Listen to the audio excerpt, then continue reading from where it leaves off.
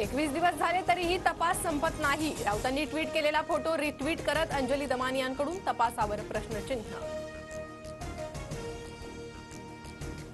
संतोष देशमुखांचे भाऊ धनंजय देशमुख थोड्याच वेळात जरांगेंची भेट घेणार। काल सीआयडीने जबाब घेतल्यानंतर आज जरांगेंची भेट।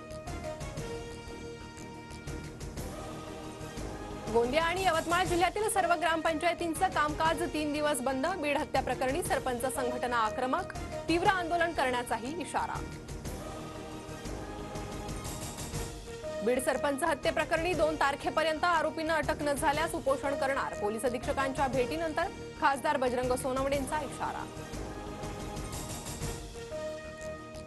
बीडमधील शस्त्र परवान्यांची तपासणी सुरू। विनाकारण शस्त्र दाखवणाऱ्यांवर गुन्हे दाखल करणार। गरज नसलेले शस्त्र परवाने रद्द होणार। पोलीस अधीक्षक नवनीत कावत यांचा इशारा।